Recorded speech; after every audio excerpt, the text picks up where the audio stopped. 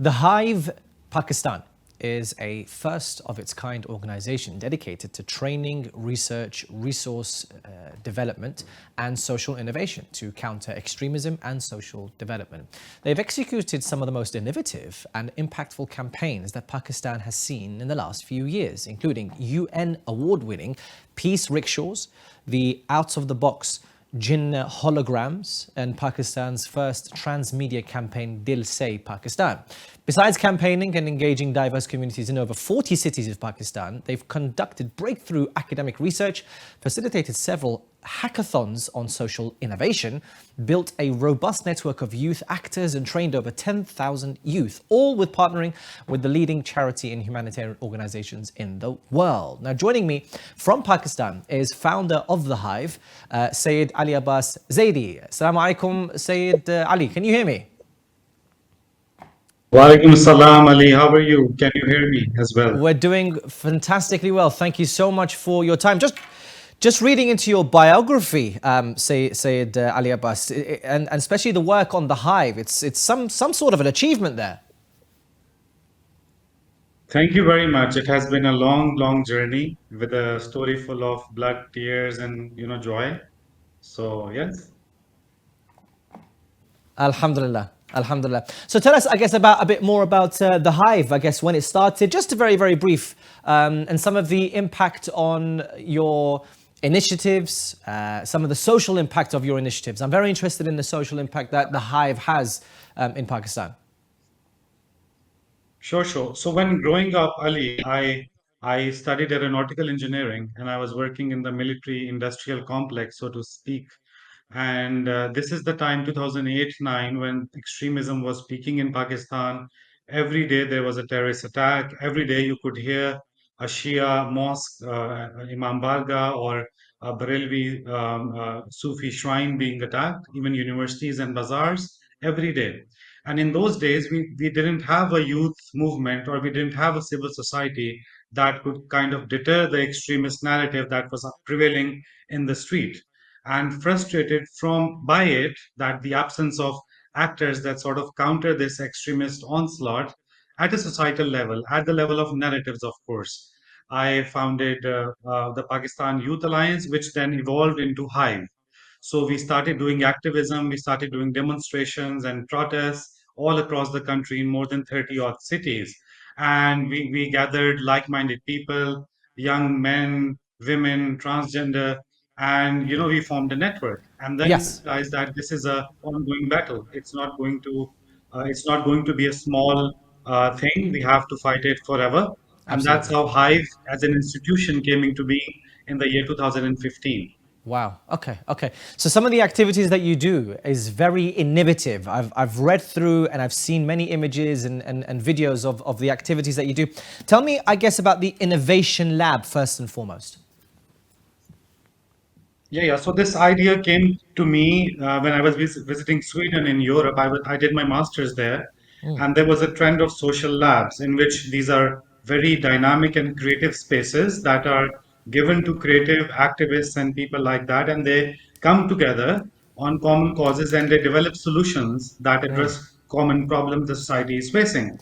So, borrowing that model, I started the social or slash community innovation labs in Pakistan. The idea was that the solution to extremist narrative is present, organically present within the society with the activists on ground. And we just need to facilitate it. We just need to provide resources so that they can implement their dreams and their ideas into Yeah. tangible solutions. And Totally. through that, we have funded and mentored over 130 diverse projects across Pakistan. Some of the ones that you were mentioning, for example, the Peace Rickshaws project won the Yeah. Intercultural Innovation Award at the UN headquarters, and some other have been amazingly successful in scaling up and even bringing income to many martyred families and stuff like that. Okay. And there's a very famous hologram project that you worked on as well. Yes, yes, yes. So this is again an idea that came to us through our partners, and we deliberated that what could be a credible messenger in Pakistan when we talk about a society that respects all faiths and all religions and all creed and color. And we did a small academic study, and we realized that the founder of Pakistan, Muhammad Ali Jinnah, is that figure that commands that kind of a respect. But he passed away 80 years ago. So what could we do? And we thought that we shouldn't, instead of making just a film, many films have been made with very less impact. We thought, why not innovate with a hologram? A hologram is like a ghost-like figure that comes in front of you in a Yeah. life-size demonstration, and the wow factor associated with that is just so amazing that you it creates a mobile memory in your mind, and you remember it for your life. That one day I listened to Kayed, he came to me like a spirit, and he Yeah. told me to become a nice human being and respect all people. So through that, we took that in the different streets, in different bazaars, chalks, universities, colleges,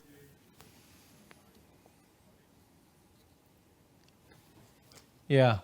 resistance against extremism, for women equality and stuff like that. And this campaign also won the Nelson Mandela Award in the year 2019. So yeah. Yeah. So I've also read that you engage with policymakers. And not getting into the politics of Pakistan and how it works and everything like that, but what has the impact been on social development because of your conversation with policymakers? So it's very hard to, Ali, it's very hard to quantify or put a finger on the exact. For example, there have been amazing laws that we have contributed to. There have been amazing policies with regards to youth, peace and security, women, peace and security that have emerged sort of in a consultative process in which we have been involved. And the policy memos in it were mainly drafted by Hive and the amazing activists that are a part of Hive. So it's very hard to quantify, but I will just summarize this, that no issue related to extremism, religious extremism in Pakistan in the last 15 years, no policy hasn't had a contribution from Hive.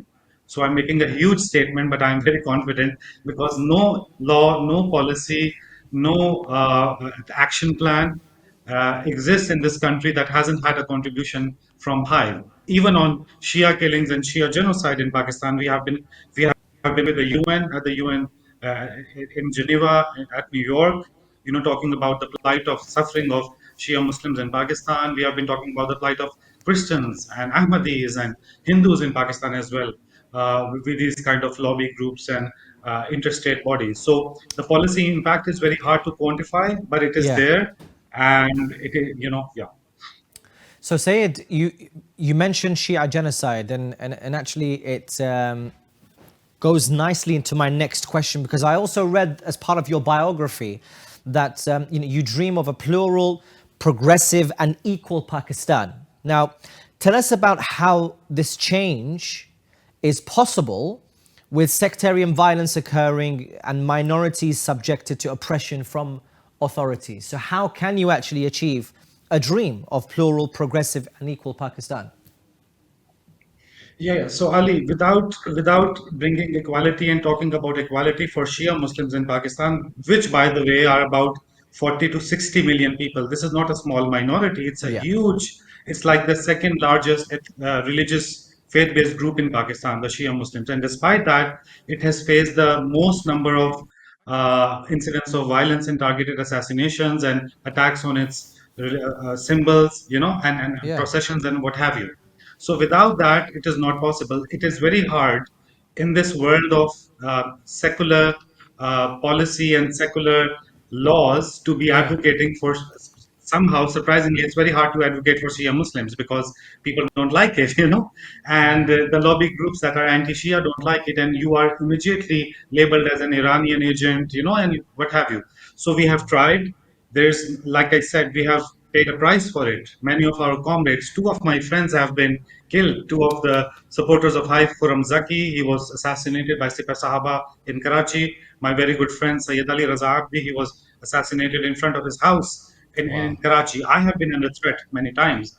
But this is, see, for us, for Shias in Pakistan, this is a matter of life and death.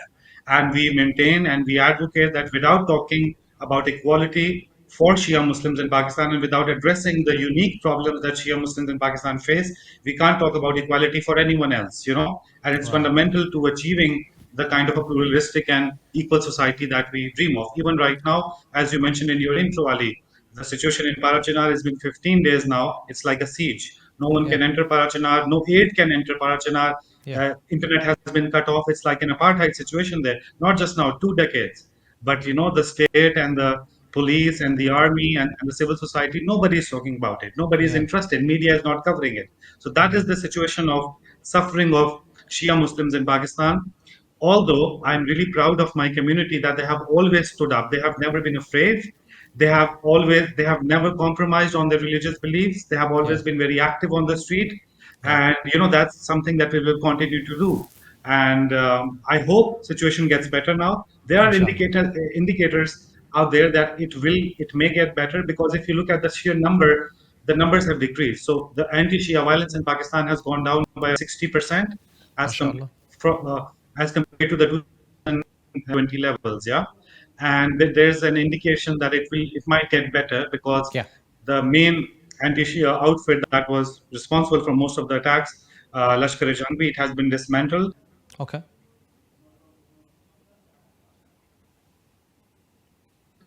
Community will be addressed Yeah. for a long time. Peace in the country. On a more personal note, Sayed, I see you were handpicked by Kofi Annan as one of the 10 young leaders in the Kofi Annan Foundation's Extremely Together initiative. Talk to us about that experience.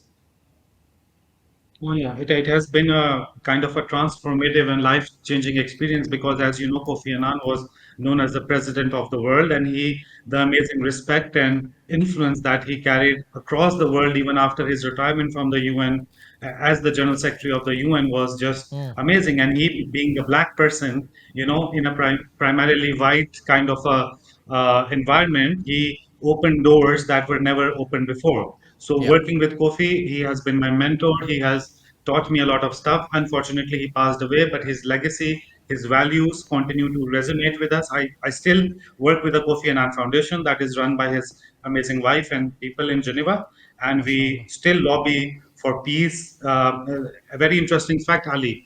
Kofi Annan was the mediator initially in the Syrian conflict when the Syrian conflict started.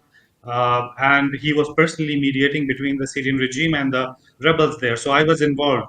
Imagine the amount of details I have with regards to that. But I'm extremely proud that I worked with him. I got to learn from it, and I learned how to frame what, where, how, and how to put my point across. And that's something That's that will fantastic. always. That's absolutely brilliant. Look, Sayed, really, really appreciate your time. I know you have to take time out of your busy schedule to speak to me, but your conversation has been very valuable. Your contributions are very valuable. I'm very proud of your Shia identity and the work that you're doing to help the cause over there. Sayed Ali Abbas Zaidi, thank you so much for your time. Thank you very much, sir. It's a pleasure. Have a good day. Thank you. Now up next.